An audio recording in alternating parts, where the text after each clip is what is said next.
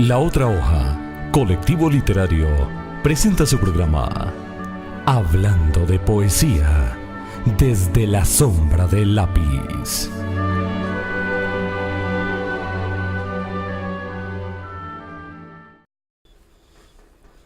Y con este swing tropical, saludamos a los oyentes de expresionestereo.com, la radio que te acompaña. Bueno, muy buenos días, Carlos Camilo. Buenos días, Carlos. Buenos días, Nelson. Un saludo a la audiencia de Expresión Estéreo, hoy con el gran poeta salvadoreño Roque Dalton. Y también hay que tener en cuenta el nombre completo de este poeta. ¿Cómo es el nombre completo? Roque Antonio Dalton García. Y también tenemos que darle el crédito a Roque Dalton por esa antología poética, a Luis Alvarenga en un libro que se llama El Siervo Perseguido de San Salvador, a Ernesto Guajardo. Por aquí pasó un imbécil de 18 años, Roque Dalton, en Chile. Rafael Lara Martínez, de 2005, que hace un estudio introductorio en las manos de un pequeño país. A Brizuela Melgar, que tiene un prólogo del tomo 1, No menciones mi nombre, poesía completa, y a Luis Melgar nuevamente, con otro que se llama El Primer Dalton. Y finalmente, pues la poesía social de Roque Dalton y de Ernesto Cardenal, de quien probablemente vamos a hablar, que es uno de los padres de la teología de la liberación. Roque Antonio Dalton García nace en San Salvador el 14 de mayo de 1935 y fallece un 10 de mayo de 1975, asesinado lastimosamente. Mejor conocido como Roque Dalton, fue un poeta, ensayista, periodista, activista político e intelectual salvadoreño. Aunque no recibió ningún título académico, realizó sus estudios superiores en la Universidad de Chile y en la Universidad de El Salvador, en las que estudió Derecho y también pasó por las aulas de la Universidad Autónoma de México. En Chile comenzó a estudiar marxismo y cuando retornó a su país se convirtió en un inquieto protagonista de la política local. También se inició en la poesía al integrarse al Círculo Literario Universitario. Para el año 1957 viajó a la Unión Soviética, lo que marcó su militancia política, y además se unió al Partido Comunista Salvadoreño. Su intensa actividad sediciosa provocó que cayera preso durante el periodo presidencial de José María Lemos. Así como ha pasado con muchos escritores que hemos tenido aquí en el programa, que entran en la militancia en la Unión Soviética y se transforman. Y no solo por la militancia política, sino por la militancia intelectual, se llamaría en este caso. En el caso de Camilo Torres veníamos conversando. Por ejemplo, César Vallejo, a pesar de que no estuvo tan vinculado, aunque él era de tendencia marxista, pero no estuvo tan vinculado políticamente. Y también trajinaron por muchas cárceles, ¿no? Tienen cosas parecidas. Vamos a, ya de entrada, a leer el poema Ayer. Junto al dolor del mundo, mi pequeño dolor, junto a mi arresto colegial, la verdadera cárcel de los hombres sin voz, junto a mi sal de lágrimas, la costra secular que sepultó montañas y oropéndolas, junto a mi mano desarmada al fuego, junto a mi fuego el huracán y los ríos derrumbes, junto a mi sed los niños ahogados, danzando interminablemente sin noches ni estaturas, junto a mi corazón los duros horizontes y las flores, junto a mi miedo, el miedo que vencieron los muertos, junto a mi soledad, la vida que recorro, junto a la diseminada desesperación que me ofrecen los ojos de los que amo. El padre de Roque Dalton fue Wyman Dalton, nacido en Tucson, Arizona, Estados Unidos, en 1894. El padre de Dalton provenía de una familia que había caído en la ruina económica y abandonó su país probablemente en 1916, con rumbo a la América Central. Vivió en Honduras y posteriormente se trasladó a El Salvador, donde contrajo matrimonio con Aida Ulloa. En este país se convirtió en un terrateniente y logró relacionarse con la élite local. De Roque Dalton, el poema Mecanógrafo. Sales de tu casa por las mañanas con olor a jabón, pensando en las macetas de claveles, en el daño que le hacen a los niños. Ya estás bien del resfriado, el sol sabe a coñac barato. A trago grande de él, es la mañana, un vaso indescriptible, un vaso en cuyo fondo queda siempre la resaca de las dichas del ayer, de otros ayeres como ayer. No te importa. Tomas el bus frente a la penitenciaría, ahí queda, hace frío, hace fiebre. Los allegados a la violencia, los asesinos, los ladrones, los poetas, los locos, los revolucionarios, los santos del altavoz, los imprecadores por el amor, con los ojos abiertos, mas no te importa. Bajas cerca de la oficina y compras un periódico como todos los días. Han invadido al fin a Cuba. Desde la altura, el fuego mató niños en las playas, ciudades y más niños. Pasas luego a los cómicos, la solución tarareas, el crucigrama, el horóscopo, Géminis, y tu buena estrella. Ella ha nacido en Tauro con sus ojos azules. Roque creció en la casa materna ubicada en la calle 5 de Noviembre de la capital del país, San Salvador, en la que también había una tienda de nombre La Royal. Su padre, de quien se dice no lo reconocería igualmente hasta los 17 años. Eso es traumático. Le inscribió en el Kindergarten Santa Teresita de Jesús, un colegio confesional, ubicado en una casa antigua del centro de San Salvador. Dicha casa de estudios era de educación católica, reservada para familias pudientes. Posteriormente estudió en un colegio bautista y desde 1946 en el Externado de San José, otra institución exclusiva, tradicional y confesional católica. Ya desde su juventud, Dalton realizaba sus primeros trabajos de poesía, y uno de sus profesores, el sacerdote jesuita Alfonso de María Landarech, le animaba para seguirse educando en la literatura. Por otra parte, no era ajeno a las peleas estudiantiles o discusiones en partidos de fútbol, y en esto sí que sabe Carlos. Algo más o menos de futbolito. ¿Cierto? Las discusiones que se presentan, en este caso, por un penalti. Y el problema no está tanto en la discusión como en la radicalización del hemisferio izquierdo, que es donde están todas las cosas, como el credo político, el credo religioso, el partido de fútbol, el credo futbolístico. Sí, entonces recibió un golpe de un jugador costarricense y resultó con su nariz fracturada por discutir un tiro penalti. Este percance lo dejó plasmado en el poema No siempre fui tan feo. Sí, claro, ya después del golpe se miraba en el espejo, y como en esa época las cirugías no eran como tan frecuentes, lo que pasa es que tengo una fractura en la nariz que me causó el tico lisano con un ladrillo. Porque yo decía que evidentemente era penalti, y él que no, y que no, y que no. Nunca en mi vida le volveré a dar la espalda a un futbolista tico. El padre Achaerrandio por poco se muere del susto, ya que al final había más sangre en un altar azteca, y luego fue Quique Soler que me dio en el ojo derecho, la pedrada más exacta que cabe imaginarse.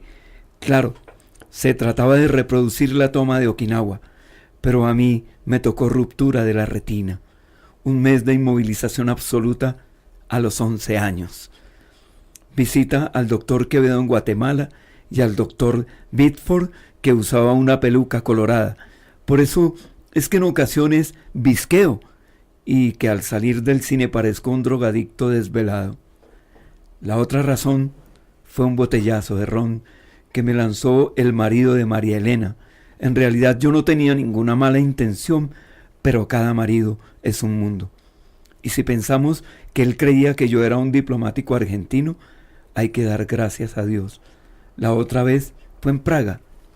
Nunca se puso. Me patearon 4 delincuentes y en un callejón oscuro a 2 cuadras del Ministerio de Defensa, a 4 cuadras de las oficinas de seguridad. Increíble, ¿no? Obtuvo el título de bachiller en 1952 y por su destacado rendimiento fue elegido para dar el discurso en nombre de todos los estudiantes. Según Claribel Alegría, aprovechó la ocasión para criticar las autoridades de la institución por la discriminación a los hijos naturales y su sumisión ante las familias de los estudiantes de grandes recursos económicos. Era muy normal en la época de antes esa discriminación a los hijos naturales. Claro. Y otro que hizo también lo mismo en el Colegio del Rosario fue Rafael Pombo, que hizo una arenga en contra de los directivos. No es que sea esta, pero se parece mucho a este poema. Acta. En el nombre de quienes lavan ropa ajena y expulsan de la blancura la mugre ajena. En nombre de quienes cuidan hijos ajenos y venden su fuerza de trabajo en forma de amor maternal y humillaciones.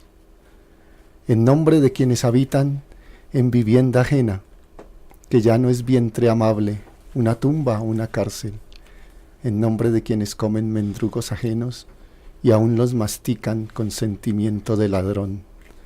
En nombre de quienes viven en un país ajeno, las casas, las fábricas y los comercios y las calles y las ciudades y los pueblos y los ríos y los lagos y los volcanes y los montes son siempre de otros, y por eso están allí la policía, la guardia, cuidándolos contra nosotros, en nombre de quienes lo único que tienen es hambre, explotación, enfermedades, sed de justicia y de agua, persecuciones, condenas, soledad, abandono, opresión, muerte. Yo acuso a la propiedad privada de privarnos de todo. Tenía su resentimiento por a pesar de que su padre era terrateniente. Claro. Y ha ocurrido, parece que muchos de los que han sido subversivos aquí han sido hijos de gente millonaria y prestante de la sociedad, ¿no? Y también hace un viaje a Chile. Chile también era un país como izquierdista, tiene facciones izquierdistas. Además en sus principios gustaba mucho de Pablo Neruda. Entre ellos Pablo Neruda. Eso era lo que iba a decir. Al terminar sus estudios de secundaria, Roque Dalton decidió estudiar leyes. Su padre le brindó el apoyo para dirigirse a Chile y hacia allá viajó en 1953 junto a su querida madre, de quien se despidió en Panamá. Ahí se separaron. Y ya estando en Santiago, pretendía ingresar a la Universidad Católica, pero el decano de la Facultad de Teología de esa institución lo analizó y más bien le recomendó inscribirse en la Universidad de Chile, que podría venirle mejor para alejarse de una educación católica, la que había conocido desde su más tierna infancia. En la Universidad de Chile, Dalton entró en conocimiento de diversas ideologías, especialmente la comunista. La experiencia fue muy importante para su vida. El poema América Latina nos dice: el poeta cara a cara con la luna, fuma su margarita emocionante, bebe su dosis de palabras ajenas, vuela con sus pinceles de rocío, rasca su violincito pederasta hasta que se destroza los hocicos en el áspero muro de un cuartel. Que Dalton dice: me puse en contacto con los comunistas, tuve amigos comunistas, y al principio sin saber que lo eran. Luego, con un poco más de conciencia, por lo menos dio un paso de avance en Chile. Y de católico conservador recalcitrante, ¿no?, que era, pasé a ser un católico progresista, un social cristiano. En ese momento, esa corriente de pensamiento en Chile me pareció sumamente atractiva. Lo que usted venía hablando, Carlos, de la teología de la liberación, que estaba muy de moda en esa época. Y la lideraba Ernesto Cardenal. Aunque eso viene de un brasilero que no recuerdo el nombre, de apellido Rodríguez. Pero en El Salvador era liderada por Ernesto Cardenal. Y aquí pues Camilo Torres aquí Restrepo. Camilo Torres Restrepo. Las similitudes entre ellos dos, Carlitos, en la parte intelectual veníamos hablando. Pues es un poco difícil, pero tenían, o sea, el concepto de Camilo Torres es muy diferente al concepto de Roque Dalton, porque Roque Dalton era un concepto más hacia la tendencia marxista, el otro hacia la tendencia religiosa, en ese caso, ¿no?, que es muy diferente. Claro, pero se convirtió al comunismo y la entrada de él... Aunque fueron educados en colegios católicos. Sí, la entrada de Roque Dalton al comunismo le cayó como un chocolate a las 3 de la mañana a los compañeros guerrilleros. ¿Por qué razón, Carlos? No entiendo. ¿Fue la parte intelectual? Porque siempre se ha llamado a los intelectuales pequeños burgueses, perdón. Entonces hay una contraposición contra los que son guerreristas. Bueno, y aquí vamos a tener ahora un poema que se llama Los Proverbios, por supuesto de Roque Dalton, donde ponga los pies del crisantemo, no crecerá el puñal. El aire que batan las alas de los ángeles será veneno para los tenientes. La huella del venado en la orilla del río desangrará las rodillas del contrabandista. La rosa ciega a los campeones de tiro.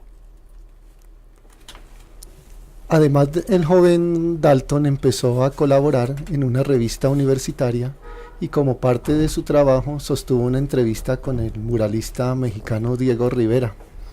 Sucedió que en dicho encuentro el artista le preguntó por su filiación política, si había leído sobre el marxismo, así como por su edad, a la que el salvadoreño respondió que él era social cristiano con 18 años de vida y que nunca había leído esa doctrina. Rivera, sin ambages, le espetó que tenía 18 años de ser un imbécil. Por eso el título de la obra de la cual tomamos apuntes para el libreto no era que fuera un título reaccionario contra Dalton, sino fue por lo que dijo Diego Rivera. Y hay un poema que se llama La hora de la ceniza también, ¿no? Sí, La hora de la ceniza. Finaliza septiembre. Es hora de decirte lo difícil que ha sido no morir. Por ejemplo, esta tarde tengo en las manos grises libros hermosos que no entiendo. No podría cantar, aunque ha cesado ya la lluvia. Y me cae sin motivo el recuerdo del primer perro a quien amé cuando niño. Desde ayer que te fuiste, hay humedad y frío hasta en la música. Cuando yo muera, solo recordarán mi júbilo matutino y palpable, mi bandera sin derecho a cansarse, la concreta verdad que repartí desde el fuego, el puño que hizo unánime el clamor de piedra y que exigió la esperanza. Hace frío sin ti. Cuando yo muera, dirán con buenas intenciones que no supe llorar. Ahora llueve de nuevo. Nunca ha sido tan tarde a las 7:15 como hoy. Ahí se nota un poquito como la influencia de César Vallejo ya, ¿no? En la manera de llevar el poema.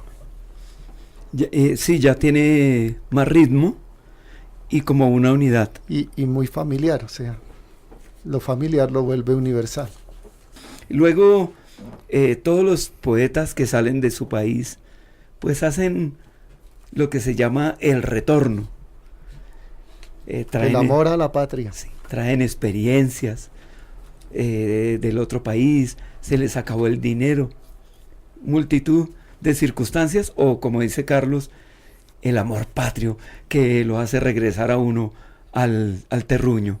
Y entonces regresa ya en 1954. En 1956 se integró al grupo conformado por los literatos Manlio Argueta, José Roberto Sea, Roberto Armijo y Tirso Canales, entre otros, que tomó por nombre Círculo Literario Universitario. Los trabajos de este grupo aparecerían en forma asidua en el suplemento Sábados del Diario Latino, de Juan Felipe Toruño. Ellos también formaron parte de los desfiles bufos que ridiculizaban al régimen de turno. Pues es normal, ¿no?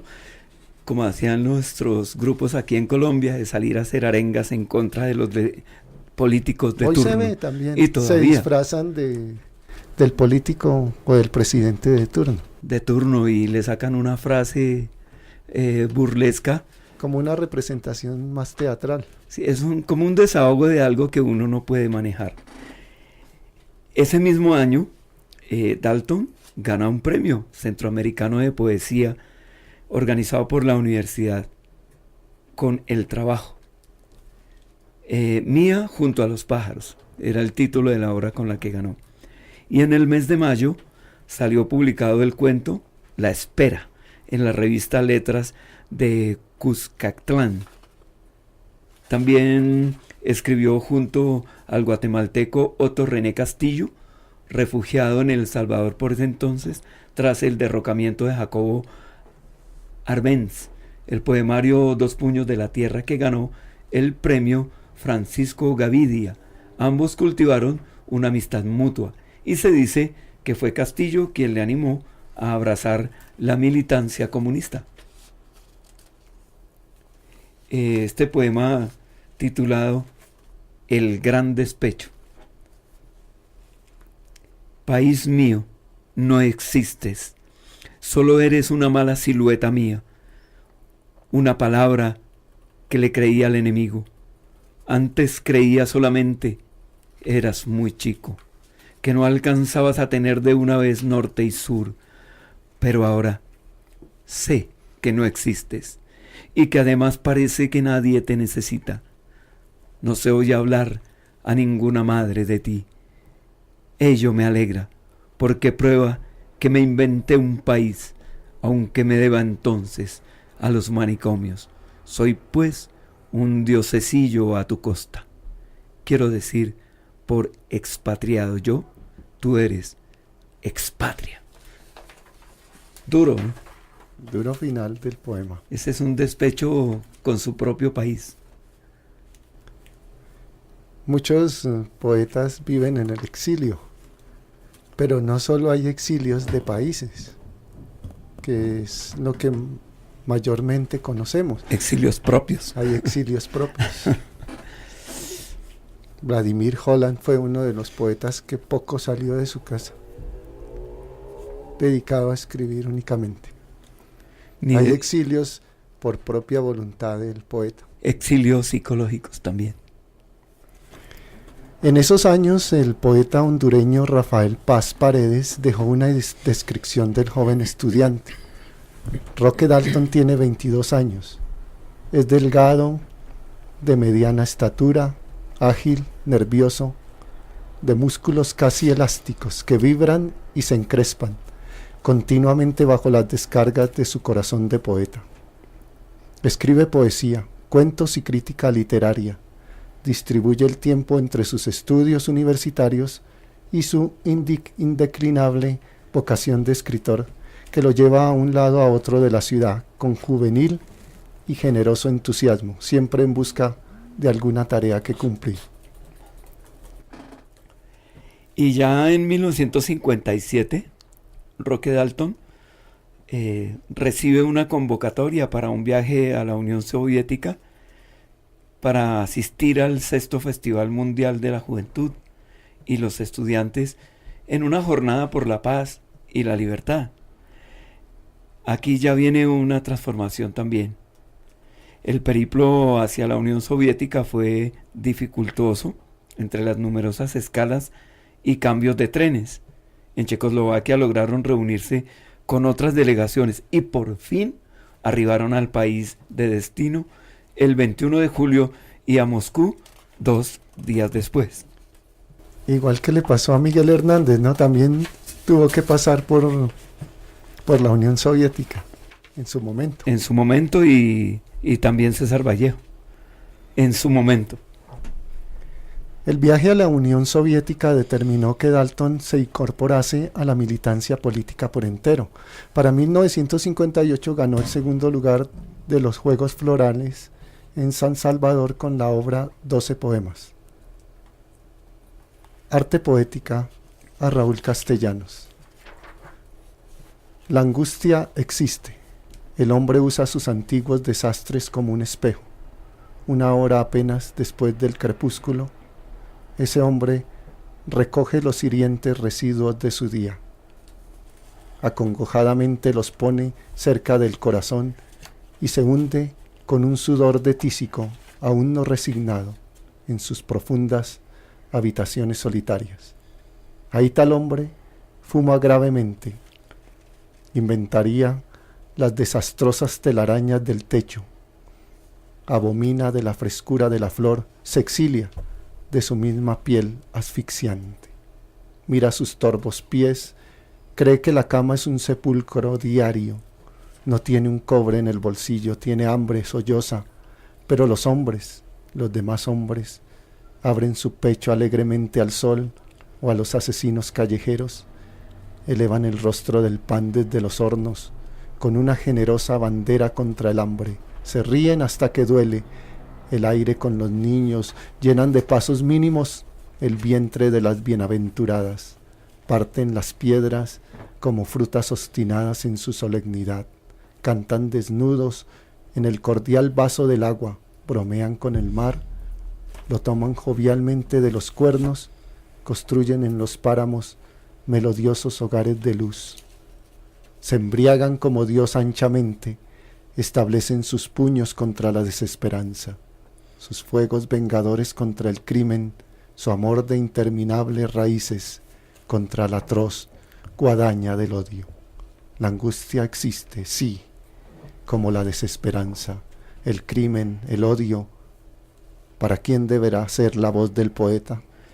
Lo que le pasó a Dalton le ha pasado a muchos, que pese al compromiso político, Dalton, como otros poetas y escritores salvadoreños y como de otros países también, hizo de la actividad política y de la poesía y de la bohemia una sola cosa. Le gustaba mucho la cerveza. Es que la cerveza ya está prohibida, es muy rica, pero ya me la tienen prohibida. ¿Cómo así que está prohibida? Está prohibida, sí. Primero está muy cara y segundo me la prohibió el médico. Y él mismo destacaba en las reuniones, era como un gran conversador, aparte de que se distinguía por su buen humor y comentarios jocosos. No era extraño que funcionarios públicos, pintores y artistas se reunieran todos en un mismo lugar, tal como sucedía en la casa de la poeta hondureña Clementina Suárez. Y yo también soy bueno para los chistes y las anécdotas, ¿no? Eso es bueno. Pero eso no va en contravía del pensamiento. No, ni de la poesía, para nada. Uno pasa momentos agradables. Los alzamientos no armados en El Salvador llegaron a un punto álgido, tanto en San Salvador como en Santa Ana, y desembocaron en el derrocamiento de Lemus, el 26 de octubre de 1960. Dalton estuvo involucrado en los incidentes. El 14 de diciembre de 1959 había caído preso, tras ser capturado por la policía al participar en el abucheo colectivo en un desfile oficial de Lemus. Su esposa interpuso un recurso de exhibición personal ante la Corte Suprema de Justicia. De los 11 que fueron atrapados por la policía junto a Dalton, quedaron libres 9, y los 2 que se mantuvieron tras las rejas fueron el poeta y el obrero Carlos Hidalgo. Ambos sostuvieron una huelga de hambre por su libertad. Tras el proceso legal, Dalton quedó libre el 7 de enero de 1960. Posteriormente decidió abocarse a la defensa de los tribunales de otros apresados, al darse cuenta de que la mayoría carecían de recursos económicos para hacerse de un abogado. Él mismo llamó a otros estudiantes a través de la Asociación de Estudiantes de Derecho para que se anotaran en la iniciativa de defender a los presos sin abogado. Claro, y ya comenzó ese paso por las cárceles en su primera entrada y conoció muchos países y muchas cárceles. Muchos países, muchas cárceles. Y ya para marzo de 1960, y mientras se encontraba en Guatemala por invitación de los estudiantes de la Universidad de San Carlos a una semana cultural, volvió a ser apresado esta vez junto a Roberto Armijo. Nuevamente, mientras este fue liberado en el territorio, Dalton terminó expulsado de ese país. Cuando retornó a El Salvador, cayó capturado nuevamente, el 13 de octubre, en el departamento de La Paz, en presencia de su esposa. Su paradero permaneció desconocido por varios días e incluso se temió por su vida. Al fin, y tras la presión pública, el gobierno aceptó que lo había arrestado, pero también se le inculpó de varios cargos sin fundamentos. Pese a esto, Dalton salió expulsado del país en febrero de 1961, pues sucedió que el gobernante, primero, cambió mucho, ¿no? Junta Cívico-Militar había sido depuesta por un directorio cívico-militar de tendencia conservadora y represiva a la vez. Gracias a las gestiones del embajador mexicano en El Salvador, Emilio Calderón Puy logró asentarse en México, donde viajó junto a Alejandro Castro Rivas, que se convirtió en su secretario personal. En ese país publicó el libro La ventana en el rostro, con prólogo de Mauricio de la Selva, en que se hace mención de la afirmación de Asturias, que consideraba a Dalton entre los 3 mejores poetas jóvenes con que contaba en esa época Centroamérica. Claro, ahí estamos hablando de Miguel Ángel Asturias, el escritor del Señor Presidente, ¿cierto? Y tuvieron una relación de amigos y a veces un tanto lejana. Aquí hay un poema que se llama La ventana del rostro, y cada rostro casa en su propia ventana. Me acordé de la señorita Esther, que tenía la puertica en la puerta grande, y su rostro le cabía perfectamente, parecía un cuadro, hermano, parecía un retrato. Lo que hablábamos de las éfrasis, sí. Una ventana es un cuadro. Un cuadro, le bailaban los ojos ahí, mirando a todo el que pasaba. ¿Por qué escribimos? Uno hace versos y ama la extraña risa de los niños, el subsuelo del hombre que en las ciudades ácidas disfraza su leyenda, la instauración de la alegría que profetiza el humo de las fábricas. Uno tiene en las manos un pequeño país, horribles fechas, muertos como cuchillos exigentes, obispos venenosos, inmensos jóvenes de pie sin más edad que la esperanza, rebeldes panaderas con más poder que un lirio, sastres como la vida, páginas, novias, esporádico pan, hijos enfermos, ahogados traidores, nietos de la sentencia y lo que fueron, bodas desperdiciadas de impotente varón, madre, pupilas, puentes, rotas fotografías y programas. Uno se va a morir, mañana, un año, un mes sin pétalos dormidos. Disperso va a quedar bajo la tierra y vendrán nuevos hombres pidiendo panoramas. Preguntarán, ¿qué fuimos? ¿Quiénes con llamas puras les antecedieron y quiénes maldecir con el recuerdo? Bien, eso hacemos. Yo ahí estoy, custodiamos para ellos el tiempo que nos toca. Siento a César Vallejo. ¿Usted qué piensa, Carlos? Es que se dice que soltó a Neruda. Tenía en sus primeros pasos poéticos admiración por Pablo Neruda. Sí. Y posteriormente conoció a César Vallejo, como le ha pasado a muchos. O sea, soltó a Neruda y se agarró, como diría Cortázar, de César Vallejo, cuando le manda una carta a Alejandra Pizarni. Es la luz, es César Vallejo. Y nada más que decir, ¿no? Concreto.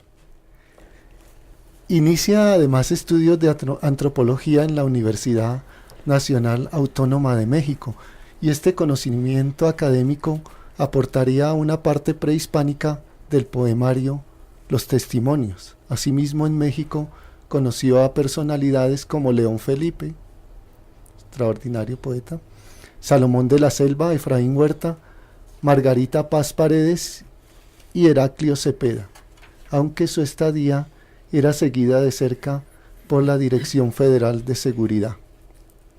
Ha debido estudiar más bien sociología, ¿no, Carlos?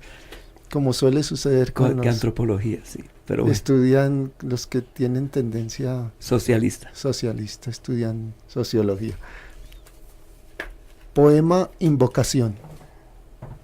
Andábamos amando las viejas oropéndolas, buscando establecidas mariposas entre las cederías insondables, aportando la voz para cubrir el llano originado en el dolor universal del hombre.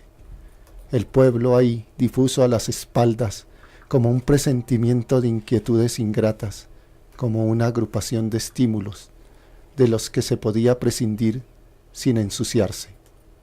El pueblo ahí.